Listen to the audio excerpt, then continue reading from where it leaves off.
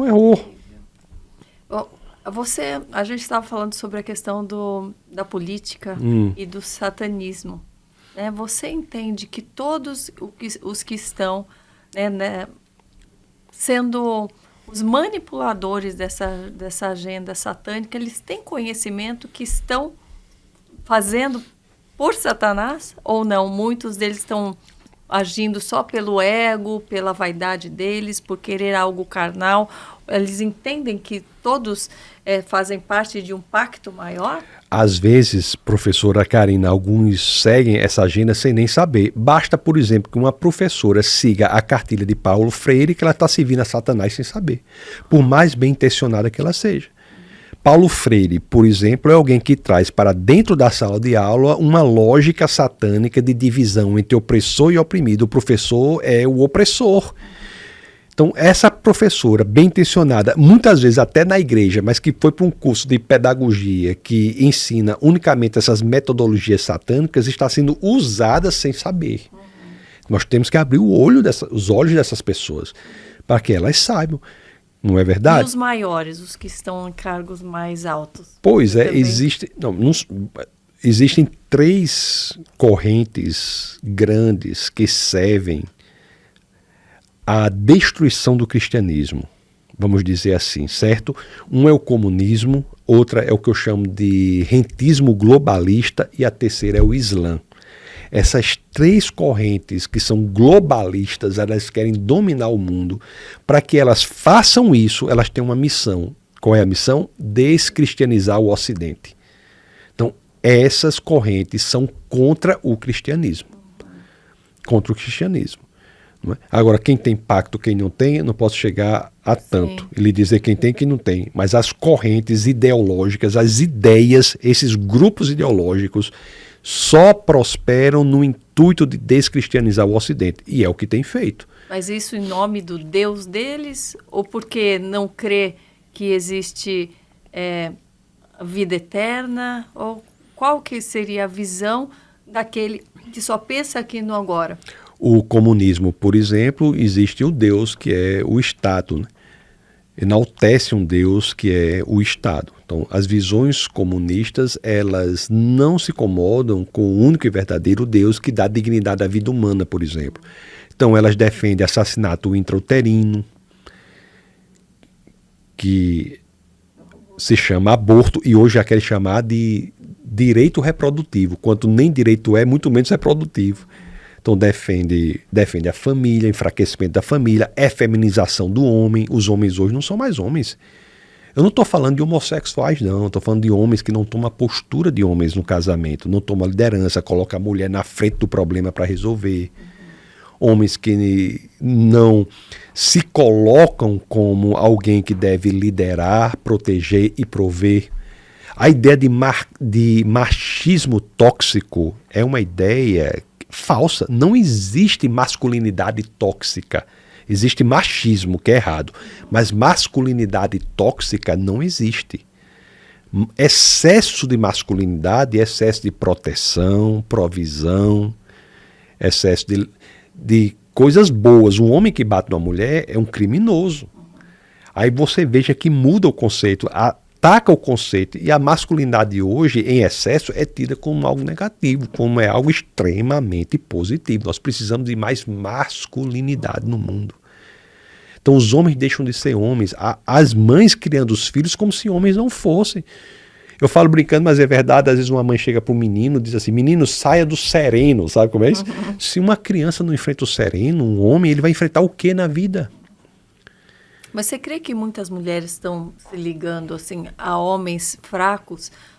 Por quê? Por conta da falta dos homens mais fortes, por conta que elas têm medo da submissão e querem ter o papel da decisão, dessa inversão de valores, ou até pelo medo da violência hoje em dia, que a gente tem visto tantos casos de feminicídio que parece que se a mulher for mais forte, ela corre menos risco de morrer. O que está acontecendo na realidade é que há uma cultura que promove que as mulheres busquem homens como se estivessem buscando uma amiguinha. para ficar de mão dadas com esse homem assistindo dorama e chorando junto, tá entendendo? E passando rímel no esmalte no marido. É o que eu digo, sabe, professora Karina? Por exemplo, um homem que usa maquiagem, ele não serve para o casamento cristão. Com base em Efésios capítulo 5, verso 25. Que Efésios capítulo 5, verso 25 diz que o homem tem que ser capaz de morrer por sua esposa, como Cristo morreu pela igreja. Um homem que passa maquiagem não é capaz de morrer pela esposa. Estou dizendo que ele é uma pessoa ruim, não. Você é uma pessoa ótima, maravilhosa, um homem de bem, mas não vai morrer pela esposa e, portanto, não serve para o casamento cristão. Então, a mocinha cristã que está procurando um rapazinho para orar, não vá para buscar um rapazinho que passa maquiagem. Não vá buscar um rapazinho que fica chorando, vendo dorama. Essas características não são características importantes para se fazer um homem cristão no casamento. A cultura prega isso. O feminismo, por outra vez, deturpa tudo. Deturpa o conceito de submissão. Submissão está lá na 1 de Pedro, no capítulo 3, no verso 1. Mulheres, sejam submissas aos vossos maridos. Submissa, aí, em grego, é upotasso. Upotasso é a mesma palavra, em grego, a mesma palavra que é utilizada por Paulo na primeira carta aos Coríntios para dizer que o Filho Jesus se submeteu ao Pai. Jesus é Deus, o Pai é Deus, eles são igualmente Deus, mas um se submete ao outro. Submissão não quer dizer inferioridade. Então as mulheres têm que entender isso. A mulher é importantíssima, não preciso nem dizer, é essencial no casamento, ela é quem traz a paz por lá, ela é quem traz o equilíbrio por lá. Ela é central. O que eu estou dizendo é que há papéis igualmente importantes. O homem é igualmente importante. E homem e mulheres são igualmente importantes. Isso está em toda a Bíblia. Lá em Gênesis capítulo 1, 27, quando Deus, que é uma das utilizações do verbo bará no primeiro capítulo de Gênesis, aí 1:1 que nós lemos, 1:21 e 1:27. Em 1:27, Deus criou homem e mulher à sua imagem e semelhança. Na verdade, lá em Gênesis 2, verso 17, diz que a mulher é criada como auxiliadora. Esse nome auxiliador em hebraico é Ezer.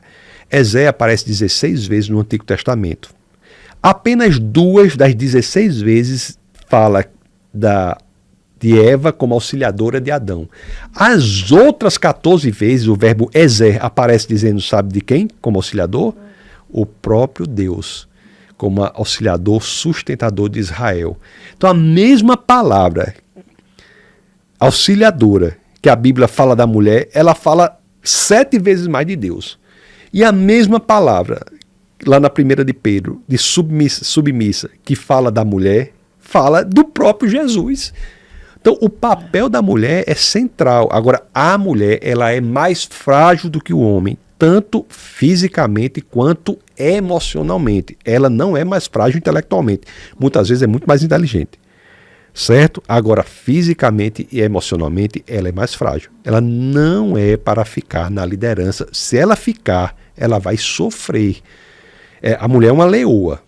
Se o homem não assume o seu papel, a mulher assume. Ela defende a família acima de tudo. Mas o que eu quero dizer é que isso não é o ideal. Que ela vai pagar um preço alto por isso, que não é da constituição dela. Está entendendo o que eu estou dizendo de maneira bastante clara? Dentro da igreja, como você entende o papel da mulher como pastora? Isso seria algo bíblico? Isso é algo aceitável ou não? Olha, a mulher é central na igreja. Quando Jesus morre na ressurreição, quem foram as primeiras testemunhas da ressurreição? E a ressurreição é um fato central do cristianismo, de acordo com a 1 Coríntios 15, 14, que Paulo disse, se Cristo não ressuscitou, é vã nossa fé, é vã nossa pregação. Quem foram as primeiras testemunhas da ressurreição? Mulheres. Foi o círculo de oração, professora Karina. A mulher central, visceral na igreja. O que eu entendo é que o exercício do pastorado tem que ser feito pelo casal. Casal. É muito difícil o exercício de pastorado de um homem ou de uma mulher. A mulher não pode exercer liderança sobre o seu marido, mas eu não vejo nenhum problema em chamar a mulher de pastora. Por quê? Porque elas pastoreiam. Você pode chamar do que você quiser, mas você vai negar que mulher pastoreia? Tira as mulheres da igreja para ver o que acontece. As mulheres pastoreiam. Agora, se você não quiser chamar de pastora, chama do que quiser. Tem vários nomes que não tem na Bíblia. Por exemplo, reverendo. Não existe esse nome na Bíblia. reverendo. Não existe. De onde veio? Começou? Pois é, reverendo é um título. Não estou dizendo que é errado, não. Estou dizendo que é um nome que não tem na Bíblia. O fato de não ter esse nome, não é? Agora, por que os discípulos de Jesus eram todos homens? Porque na sociedade judaica, se você colocasse uma mulher... Algo do contexto daquela... Nossa, e eram todos judeus. Então nós vamos dizer hoje que só pode ser pastor quem é judeu? Eram 100% deles era judeu. E eles eram, depois ali, casados, solteiros? Alguns eram casados, né? Outros não, né? O que eu lhe pergunto também, com relação aos valores, né, bíblicos, o que você percebe que está se perdendo nos casamentos do povo cristão? Eu já vi alguns pastores ensinando que algumas coisas são aceitáveis, que outras não. Como você entende dentro do casamento o que não pode se perder? A Bíblia é a palavra de Deus e existe um manual para o casamento. Uma passagem significativa para essa, sobre o primeiro verso, eu já falei que é a primeira de Pedro 3, se você for ler do 1 ao 7, existe ali, nesses versos, um manual do casamento. Então o que não se pode perder? A mulher tem que ser submissa ao marido. 1 de Pedro 3:1, 1 de Pedro 3:7, o homem tem que tratar a mulher com honra, como parte mais frágil. Efésios 5:25, o homem tem que ser capaz de morrer por sua esposa. A mulher tem que ter cuidado. Tem uma passagem na 1 de Pedro 3 que diz assim, essa passagem é muito atacada pela cultura, que diz assim, né? Não seja, dizendo para as mulheres, não seja a beleza de vocês algo externo, como cabelos trançados, roupas finas, joias e tal. Isso é muito atacado. Mas o que é que esse verso está dizendo? Não é que a mulher não possa se enfeitar, não possa... Inclusive o homem tem até que promover isso para sua esposa. Mas é que a mulher não deve achar que a beleza dela está em algo que não é ela, é algo exterior a ela. E o verso subsequente diz, esteja no seu ser interior, no seu caráter, na sua personalidade. O mapa do casamento está na Bíblia, do casamento cristão saudável. E o casamento como tal, embora tenha sido instituído, o primeiro casamento foi Deus que celebrou entre Adão e Eva. O casamento como tal, como uma instituição sólida, foi uma contribuição do cristianismo. Então o mapa está ali. Então, mulheres que respeitam seus maridos, é interessante que de submissão a Bíblia dá um exemplo de uma mulher submissa. Esse exemplo está na segunda parte de 1 de Pedro 3,5 e em 1 de Pedro 3,6, que diz assim, como Sara. Sara é um exemplo de mulher submissa. Sara não era uma mulher sem opinião. Sara tinha muita opinião. Opiniosa. Não é que não errava também. Sara errou ao dizer que Abraão se deitasse com Agar, não esperando o filho da promessa. Não é que ela não errava, ela errou. Mas Sara, em certo momento, disse que a vontade de Deus para Abraão era que Agar e o filho Ismael fossem criados em outro lugar. E Abraão foi contra isso e Deus apareceu para Abraão e disse, olha, nesse ponto Sara é a minha voz na sua vida. Então, a mulher submissa é uma mulher que tem decisão, tem pensamento próprio, que chega para o marido e diz quando acha que ele está indo pelo caminho errado. Mas é uma mulher que respeita o marido. Porque a Bíblia diz, Sara que chamava Abraão de Senhor. Não é para a esposa chamar o marido de Senhor. Mas é o quê? Qual é o princípio aí do casamento? O homem, no casamento, a prioridade dele no casamento não é se sentir amado, embora se sentir amado seja muito importante, mas a prioridade do homem, de acordo com a Bíblia, é se sentir respeitado. Então, e a mulher, ao contrário, se sentir o quê? Protegida, se sentir amada, se sentir cuidada. Então, o mapa do casamento está ali. Agora, eu estou falando muito assim, mas também lá na 1 de Pedro 3,7, que vai falar do homem, sabe qual é a primeira orientação que a Bíblia dá para o homem para viver com a mulher? Seja sábio, tenha discernimento no convívio com sua mulher. Porque, né, tá dizendo para o homem assim, olha, o casamento aí, para dar certo, homem, você tem que ter discernimento. Não é fácil. Tem que buscar muita sabedoria. Sabedoria para conviver com a mulher. Porque a mulher pensa diferente do homem, né? Mas a junção do homem e da mulher é a única situação nas escrituras em que a Bíblia fala que dois se tornam um. Não existe nenhuma outra situação em que isso ocorre, só no casamento do homem com a mulher. Não, porque eu falo isso porque eu vi até cursos cristãos, com títulos cristãos, de como apimentar casamento, colocando coisas que a gente vê do mundo, assim, dentro. É terrível. Terrível. E falando, mas se é entre o marido e a esposa, não tem problema nenhum. E sendo levado esses cursos para dentro das igrejas até. Esses cursos... Eu falei, gente, qual a diferença do mundo então, tá? Esses cursos tem que ter muito cuidado, né? Porque, inclusive, de maternidade. Porque tem mãe cristã que faz esses cursos de maternidade, fica um horror. Não cria mais o menino como a mãe criou ela. O conservadorismo é uma metodologia, não é uma ideologia.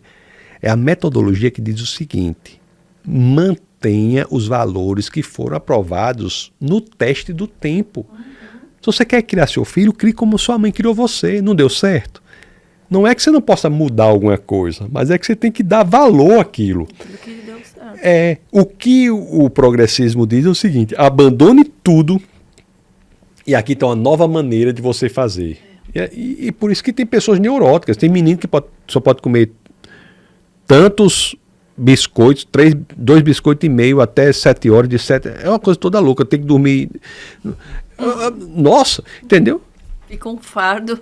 Fica um fardo, acaba casamento. E a gente tem visto, né? Eu falo que se não houvesse Deus e fosse só essa teoria da evolução, estaríamos todos mais evoluídos. E a gente vê como o mundo está caído, está cada vez pior, né? Tanto as mulheres que se sentem tão livres para fazer aquilo que podem fazer o que elas quiserem, são as que estão mais infelizes, ansiosas, depressivas.